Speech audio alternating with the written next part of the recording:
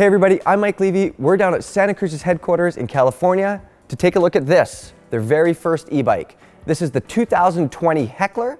It's sporting 150 millimeters of rear wheel travel. They've paired that with a 160 millimeter fork, and it's on 27.5 inch wheels. The Heckler name was first used way back in 1996 on one of their earliest trail bikes, and it was actually named after a beer that Rob Roscop, one of Santa Cruz's 3 founders, was a fan of.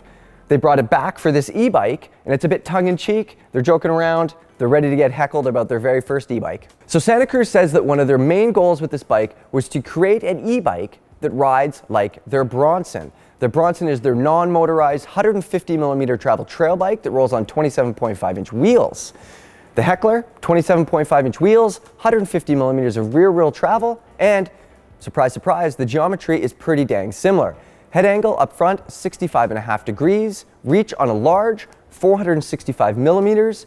Now the chainstays are a little bit longer, 445 millimeters. They need to make room for the motor and the links and everything down there. Okay, let's move on to suspension, and surprise, surprise, lower link VPP is used here, just like on the Bronson, the Nomad, and a handful of Santa Cruz's other trail bikes. But there are some differences. This bike has a motor. It doesn't need as much anti-squat, so the suspension is more active.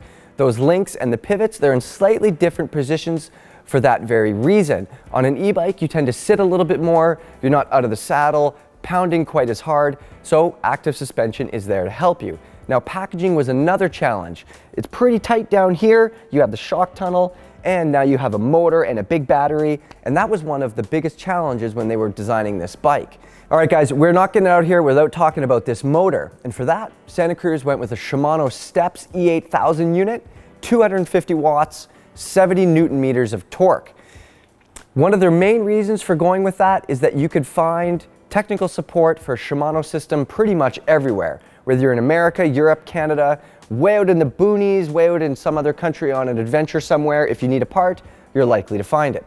The other thing is integration. If you look at this bike, it looks pretty clean. It almost looks like a normal mountain bike, sort of like a Bronson with a really fat down tube, like it ate too much. Has battery in there, 4mm hex key holds it in so you can take it out quite easily.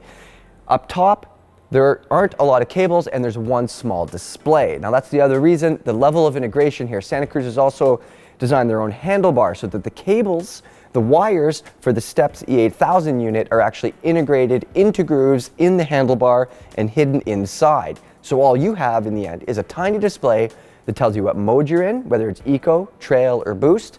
It tells you how much battery you have left or your cadence, and you can cycle through those functions with the buttons on the left side of the handlebar. So if you guys are familiar with Santa Cruz, you know that they do CC carbon frames, C carbon frames, and aluminum frames. CC are their highest end versions, C, still carbon, slightly less expensive, and then obviously the aluminum ones cost the least amount. As of right now, Santa Cruz has no plans to make C or aluminum Hecklers. It's only the high-end CC version.